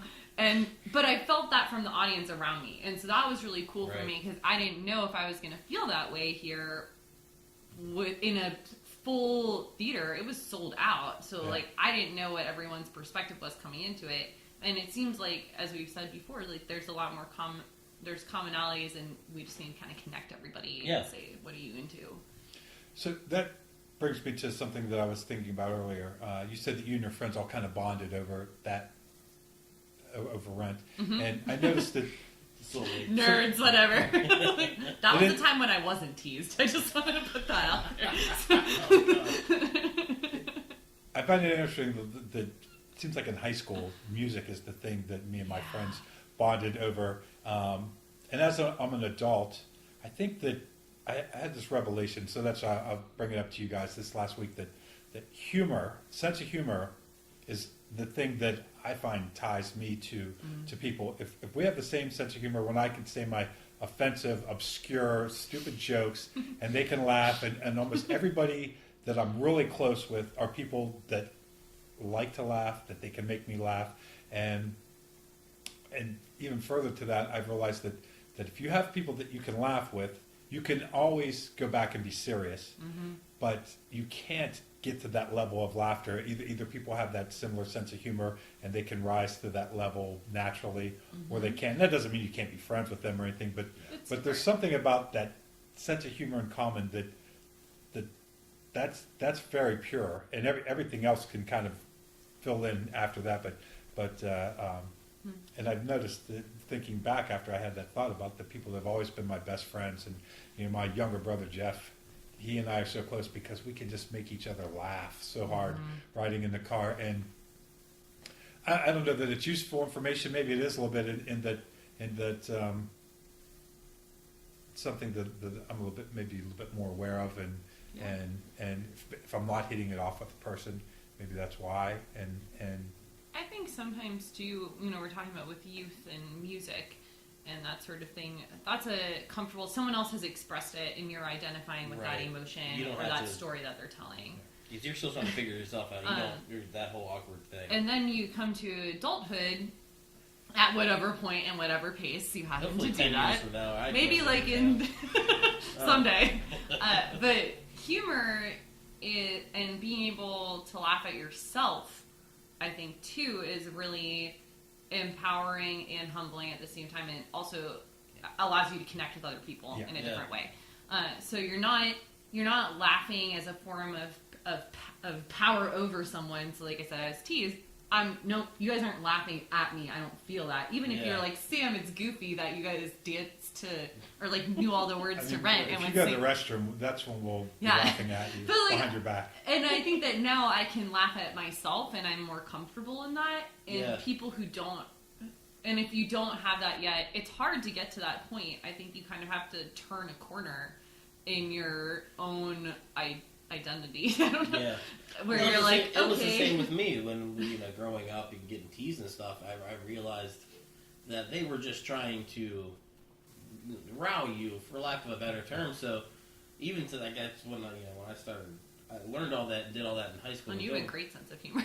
But going underground, someone would be like, when I started working underground, the guys, you stupid college boy, like you blah blah.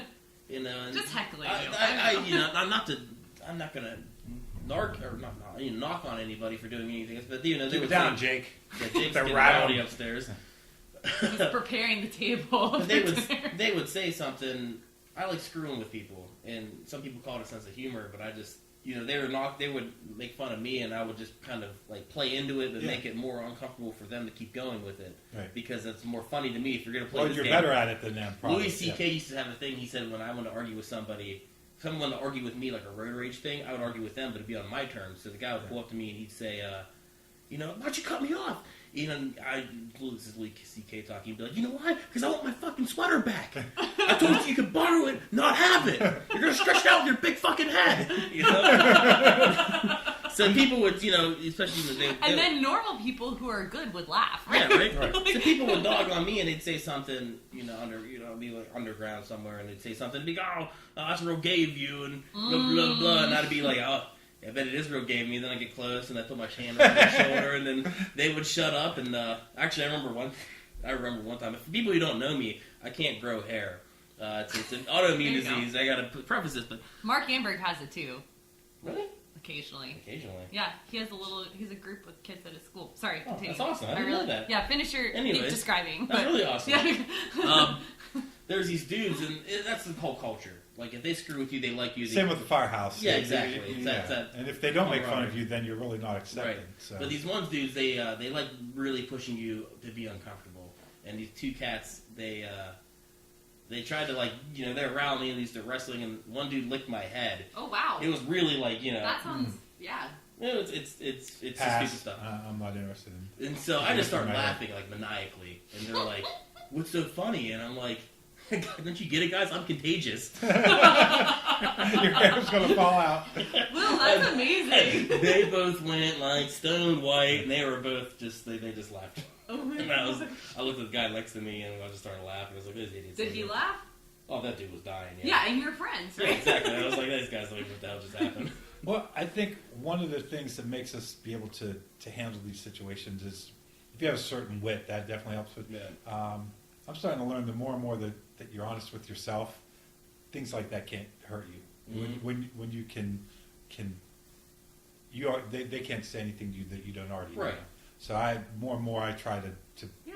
be as painfully honest with myself, and then that leads you to be more and more honest with other people. Yeah, exactly. I've always looked at these interactions of people trying to like jab at you is almost like a battleground where they're trying to build ground. They test you. It's a buffer so that you can't get to what they're trying to protect. Yeah. Right.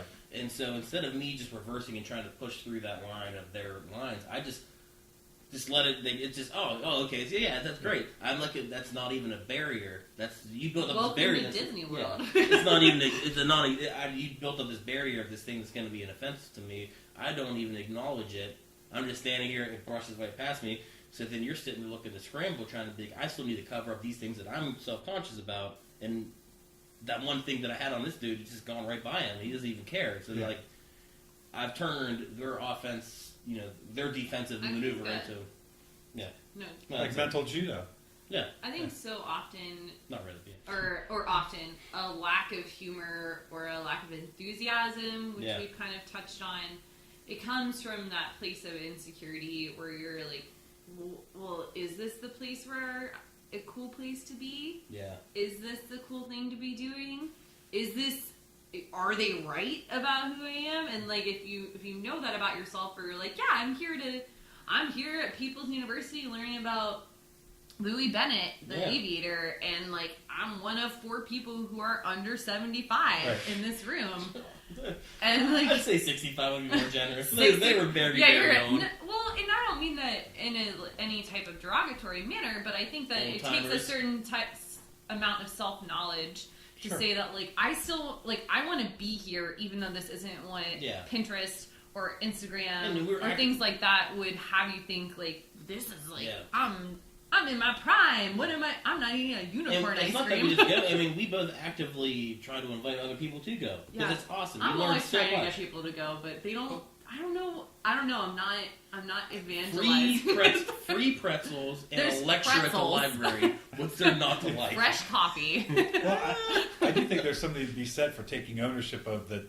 I want to be here because I want to be here. Yeah. And it makes you a little bit more resilient to people like, well, why do you want to go to the library and listen to a lecture?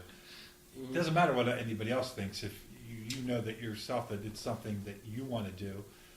Not to be blunt, but I've definitely gotten that question since I've moved here from What? a lot of my About friends. People's University? Yeah, they're like, I heard about this People's University. They're like, so how's West Virginia? Or like, things like that. Better than your fucking town, you nerd. I'm like, what? Well, I don't necessarily think they mean it in a bad way, but there is that, like, I have to have this self-knowledge of it's the right thing for me to be doing, and I'm on this journey, and, like, that's okay. Yeah. Well, even when Alex Bear's 2 friends came in town from New York, was it Dan and Jordan? Yeah. That's an odd name. Doesn't sound right. There was 2 different There are 2 fellows. of them. Dan and Jordan. Dan, his name was What? He was the yogurt man, Dannon. The yogurt man never came to Wheeling. Right. But, they at the end of their trip, they were here for an extended weekend. The other trip, they went to Danny Patton, and they said, we came into this really looking to dog this whole thing that Alec got himself into, but we really had a good time this weekend. Yeah. Because it's all like people are just doing what they're doing because they want to do it. Exactly. And you can't see that in New York. Mm-hmm. People are doing things in New York, and I have friends who live in New York, and I have people I'm close with who have lived in New York, and it's a wonderful city, and there's a lot of variety in it available all the time that is unparalleled. Yeah. So that is undeniable. But I think there's also like this exhaustion with trying to figure out where you fit into that, and then also, you're like, well, this is the cool thing, so this is what I should be doing that, even if you're not. Like, that's the cool thing. You could almost use traffic in the big city as a metaphor. So you live in this great city and all these great things to do, but it takes so long to get to the traffic to get there that by the time you get there, it's almost over. Whereas we just can walk across town and you just have to get have your eyes up. Yeah. So it's right, literally. Yeah. And I can imagine that, like mostly everybody that I went to high school with. Dead. I'm joking. Will. He's a celebrity. Yes. He's a celebrity. Then I'm going to throw my leg over the arm of your chair. That's fine. So, that's a good lazy boy bought at Alco Furniture in Fallsview, West Virginia. You guys this is gross capitalism. These advertisements. It's family owned. There's nothing gross for about 100 it. years, maybe. But I imagine, since most of them moved away, as I did right after high school, that when they see me at the reunion, they're like, well, what are you doing now? I'm like, well, I'm living around here. And they're probably like, oh, honey. Yeah. But sugar. But, yeah. So, but I don't feel that way. And maybe, hopefully, listening to this podcast, people will get the impression that wow, that's a really cool place to live, because I think every one that we've done, people have said how much they like living here. We need to get someone on here just to shit talk Wheeling, just to bring it down. Well, guys, like, I love a big city. I really do. Yeah. Oh, I love going to Pittsburgh even. And, Yeah, you can get there. Pittsburgh's kind of big. Going to New York here in a couple weeks, But so I I'm looking think forward that, to that. like, getting out of your pond, no matter what that pond is so important to your personal evolution. And, like, Jake is a Wheeling native, or he's from Marshall County, but he grew up in Wheeling, and he's a Wheeling native, and he left, and we met, and, like, when I met him, his manifesto in life is he just thinks that everyone should be able to be proud of where they're from. Sure. And I also think that reflects on our, like, your self-knowledge, and, like, I'm from West Virginia, or I live in West Virginia, or whatever it is, and owning that, or I lived in New York and I chose to leave New York, or I left and I came back. But having that perspective, getting that perspective, it doesn't matter if you're from a big city, if you're from Wheeling, it really doesn't matter. You need to get out of your zone that you grew up in. Otherwise, you're never going to learn who you are, because you're going to always be in a context. Absolutely. Well, I think, wherever you live, you should say nice things about it or live somewhere else. Yeah. But yeah, there is some. I'm glad that I left and kind of found myself first in college and then living in Dayton, and had experiences that I would never have had around here. But it was nice to be able to take all that and then bring it back. Mm-hmm. And of course, the valley has changed so much since I left. And there's something just about, we said, it's nice to go to a big city or to go camping. And there's a theory behind travel that I heard once that's where you really find yourself. When you strip away all the things that are usual to you, all your typical things, you're in a new environment, especially if you travel by yourself. But even in a group, you're forced to find who you really are, because all the conventions and all the things that you think of as being part of your life. I think. Sorry. Interrupting. Well, and then that's catch. You're the guest. Yeah, it's your guest. But I'm going to keep talking. No, go finish, James. So, one of the thoughts I've always had is that really it doesn't happen very often, and nor should it maybe. Yeah. But you could pick up and start a completely different life, and people have done it a million times throughout the ages. The life that you're living is just a construct that you've come up with. Yeah. That you could literally tomorrow be living somewhere else. I mean, I could buy a plane ticket and they make it work. Yeah, and you could be living a completely different life, and people have done it. Henry Rollins is one of those guys. Yeah. He'll pick a place on the map and he'll go there for 6 weeks. And I wish I had that kind of courage. But You It imagine, takes a certain type of person. Even to be more morbid with it, not to be morbid, Will. but you know, Boo. you see somebody who was in a car accident and paralyzed, or they lost their arm or something, Yeah. and people are always like, "Oh, how do you manage to do? Like, how do you keep going?" And they're just like, "I don't know. I just keep waking up. You keep living." and If you're oftentimes, in somewhere, if you move cross country, you don't know anybody. What are you gonna do? Sit there and cry? No, you're just gonna wake up. You're gonna go to work. You're gonna find a job. You're gonna make it work. and that is, I think, sometimes Human nature. it is human nature. We will The always resilient, the scrappiness. Like, and it's good to be pushed outside of your comfort zone. I've finally realized in myself that I like that whole idea of jumping and building a parachute on the way down.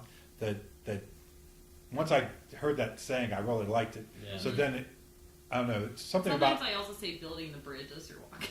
well the same concept, right? It's something about turning 50, which I didn't really think that was that big of a deal at the time, but all of a sudden all these different life philosophies are starting to come back to me and or starting to come to me, and that when I look back on my life, which I guess I never really did much before, I realized that I'm always putting myself in situations where and maybe the stakes aren't necessarily high, but even like I was telling somebody tonight, the podcast, I don't think about what we're going to talk about before we do it. Yeah, just, Will asked me earlier, he's like, what are you going to talk about?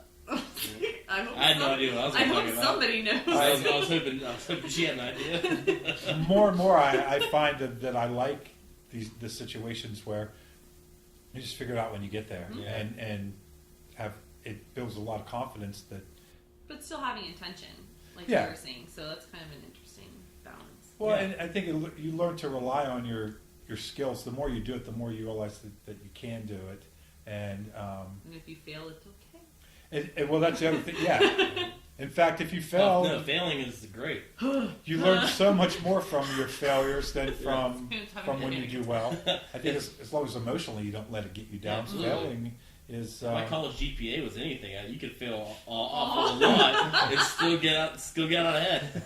Back on the travel point, I think that something people mistake often. They're like, I really need to get super far away. Yeah. It needs to be like, I need to go to Thailand to understand who I am. And it's great if you're able to go to Thailand and you want to go there, you should. Yeah. But like, I'm living right now in a place that's 4 hours from where I grew up from, and it's totally different. And I'm really having to do more soul. It's a different environment. I think that people kind of underestimate the things that are within a 5-hour drive. Especially here, we're really centrally located to a lot of. We're like 5 hours from the closest part of Canada, I think here. So The good part. the best part. well, But like I don't think that's expressed enough. There's a lot of exoticism and like it's great to travel abroad and all of that is really cool. But do you really know what it means to like live in the country that we live in and all about where we are before you're gonna go abroad and be like, I'm an American in this country? Well, no, you're like this person from this one place that this is your first experience where you're out of that context. So I really have loved, and through Jake, we both have a passion for this. Like the road trip, it's really underrated. Yeah. I think that people and it's less don't- stressful. And you're a the road trip. motorcyclist, so I'm sure you know, and I know Will gets it. Biker. There you go, I'm biker. kidding. A biker. It's more rugged. I'm trying to be He's manly. flexing. No, I'm just kidding. But I think stopped. that He had to that's stop. something to kind of inform people of it and show them that you don't need to get on a plane or buy a $600 plane ticket to get somewhere to go out of your comfort zone. Sure. You can reach that Absolutely. much more easily. And you know, it's to kind of tie that point and the previous point together with Do it. you know, I have an issue. Tied up, baby. All these points tied up. No, it's gonna be. You're gonna like that wasn't even tied together. I don't know what you're talking about. It was so loose, man. It's falling apart. Do my finger to hold it down.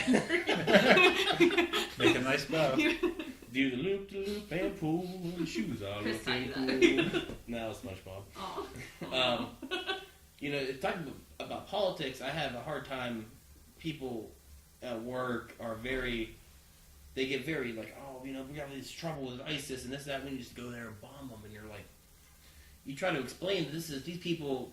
Did I make him a sandwich? They have a reason for why they're so upset with us. They have a reason for what's going on. They weren't just angry because they woke up one day and they said, these white fat Americans need to all die. they need to and then I started thinking, it's extremely hard to explain to somebody the poverty, the issues that the Middle East is having to somebody who's never left the Belmont County. Right. And they're of course they would say this is easy. Oh, they're not Christian. Just bomb these people. It's simple. It's a simple thing. Why are we still arguing about this? You guys don't understand. This is simple. It's like you don't need to you need to understand what's going on with them. Why ISIS came to be with our involvement with Iraq and Afghanistan, and why Afghanistan was in turmoil because of the Afghanistan But Civil you don't War. need to go to those places to get you don't it. need, but you get a better idea of if you're just the depth of experience allows you to be going more out, open seeing to how other other ways people of live. life. You start to understand. That's I'd like to think I've been very well traveled because my parents and my family. Our family's been blessed with.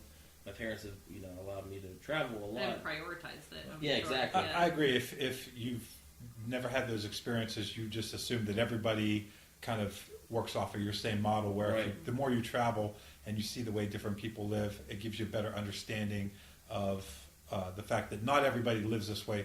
I know Bob Gaudio, when I was That was a talking to very him. good podcast. That was Thank good. you. Yeah, I thought I he was was listening to great. that earlier at the Wellness Center. And Oh my his experience abroad in Yemen. Africa probably made him a really great public defender because he saw, and that's a completely different way of living that I can't even imagine. He's in the Peace Corps, right? He was in the Peace Corps with the Yemen. I right? thought Yemen, that yeah. his definition of it, where you can serve your country and not have to pick up a gun, That was awesome. is Yeah, a it's great. really articulate description of it. And not as many people know about AmeriCorps, which is, well, I'll just say it. Hopefully they don't get mad at me. I'm a part of AmeriCorps. I'm an AmeriCorps Vista at Ohio Valley, and it's essentially the domestic version of the Peace Corps. Sure. And the only time The I've been cross were overseas, I awesome. went to Italy when I was 11.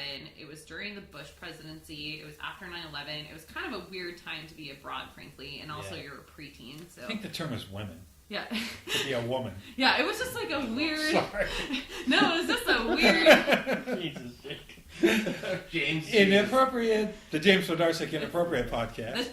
We're entering that level. So it was a weird time to, Sure. and I was in Italy, and I'm like, what does it mean to be an American girl, an American woman in this place? And like, I have no idea, Yeah. but people are viewing you like you're America embodied. Like it doesn't matter to those people. And after that trip, I was really like, wow.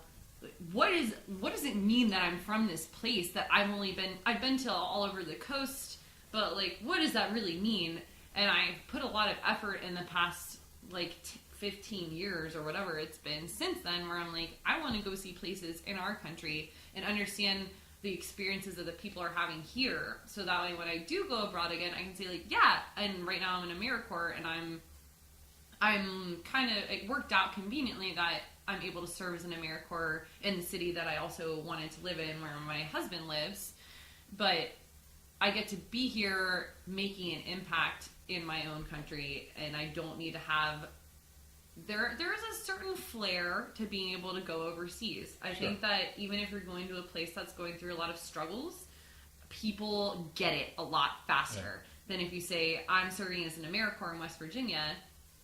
It doesn't click the same way as if you say, I'm serving as a Peace Corps member in wherever. Right.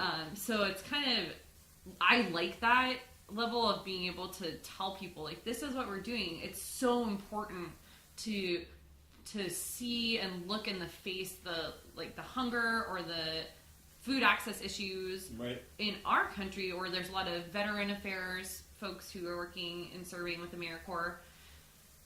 We don't talk about them that much. Yeah. And I'm interacting with the people who are like there on the ground in our communities. Maybe it's not a famine area or a battleground, but it's American civilians helping American civilians, and hopefully there's creating no change. shortage of problems in the world. So if you can help people abroad, that's Yeah, fine. do but, it all. But if you can help people locally, the idea that you're working towards helping people in whatever way that you can, I think that's It's all good. God, on the podcast, he did it well. I'm going to butcher his quote, but he said, it's all about your frame of reference, and if seeing poverty as he saw in Yemen, Yeah, I bet. it's hard explain this to people here, but even going to Wyoming County, Clay County, Sure. Dow County, going from our middle class life here down there is just, I mean, it's people need help everywhere. Everywhere. Yeah. Well, and I think so. When you look at travel, you could go to Italy, you could go to Yemen, you could go just down to southern West Virginia, or up to Pittsburgh. So you can have big experiences and little experiences, and any of those have the power to shape you. Mm-hmm. Yeah. If you're open to it, I think you have a better chance. Exactly. So there is your trip to abroad Yeah, changed the great. way you thought about America for the It next woke 15 me up years. a little bit. It woke you up. I'm an American, and what does that mean to the other bajillion people in the world? So my family never traveled much, and I've never traveled that much as an adult. Something I'd like to do more, but for me, my version of travel or experiences, I like meeting new people and really getting to know them. So to me, this is like a vacation of sorts, as far as being a unique experience, coming into somebody's home and having a really deep conversation with them, or at least an in-depth conversation. Yeah. I think you would do a good job of embodying that, and there's a lot of ways the mind can quote unquote travel. Right. It can be through books, it can be through conversation. Drugs. Alright, well, alright, there you go. That's the shitty joke of the day. But and it's all valid, it's all beautiful, and don't undervalue whatever way you're pursuing Right. it too. Well, and that probably comes to the overall theme of make the best of what you have. So whatever the situation is, try to mine it for as much gold as you can. And I even look at I heard someone, it was Guy Ritchie, I think, was talking about the hero's journey, and at some point you go into the dragon's den, and that's kind of, I equate that to when things aren't really going your way in life. But what made me feel really good about it is that that's where the gold is.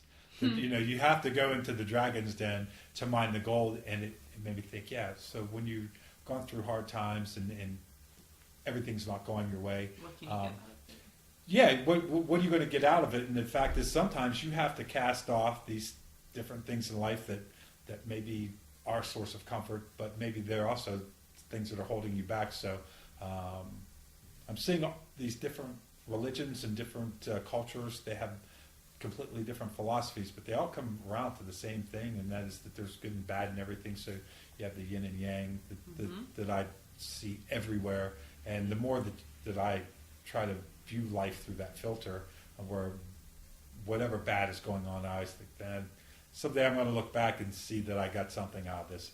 You can't see it now, and it sucks, but you'll figure it out. And those overlying principles, I think, comfort me. I don't know what that has to do with how we got to We're that getting point. very deep. Deep. I like it. I'm all about Deep, this. deep mentally, deep in time, I'm sure. Well, I don't think. Yeah, we're getting it. Yeah. All right, y'all. I think we've probably covered enough ground, and Jake's probably wondering where you are for dinner. He's Yeah, weeping. he's stomping. He's stopping on. He's eating dinner and he's in bed. He can get out of bed to finish dinner. I'm like, heat it up. Yeah. Well, Samantha, being someone who I've always enjoyed running into out and about Yeah. in town, but never really getting to talk to, it was great to get to know you better, and I feel like we've become better friends. And Will, as always, you annoy the crap out of me. Try my You're best to- doofus. But I bought the extra microphone, so I guess I'm stuck with And it. you gave us a beer. No, yeah. Thank you. No, thank you, Will. I appreciate you taking the time to co-host, and Anytime, man. look forward to doing many more of these with you. And Sam, you get one of your lady friends Yeah. to come on and talk about their girly things. Yeah. We're gonna overwhelm y'all. Y'all. You won't even know. We'll have to pause and explain. That's right. This is what women call. Yeah. Let me translate. Well, until the next time, everybody, thank you for tuning in, and thanks for being guests. Yeah. And Thank you. see ya. Hey, give a shit. Happy Mother's Day. if Happy it's Mother's Day. relevant Happy Mother's when this Day. Love you, airs. Chris. Well done, y'all. That was good.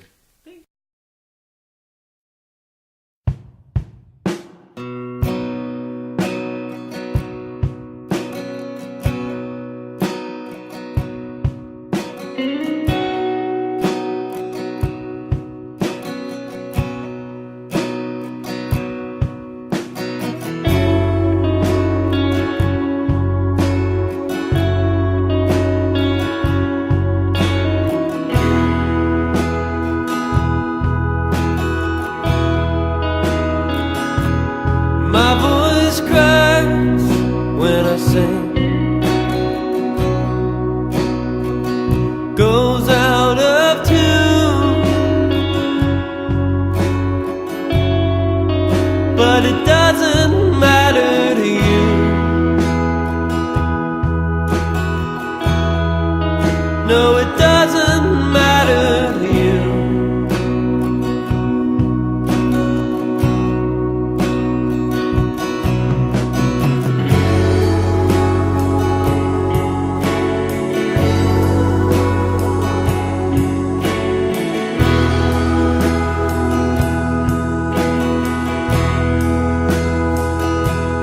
I say things when I'm mad. No, I'm a liar. You know that they aren't true. You know they're never true.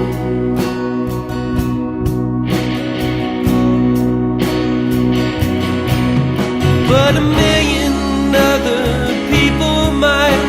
It's just the way I feel tonight.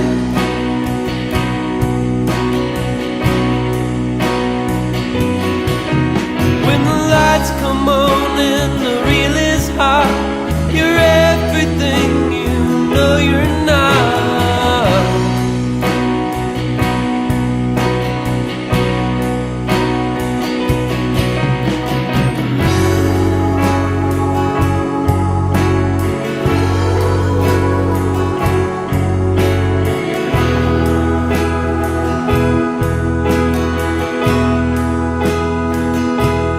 We don't talk at all.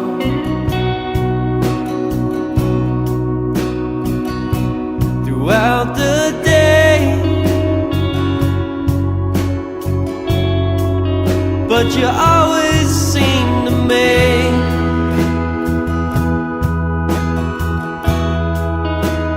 feel like it's okay.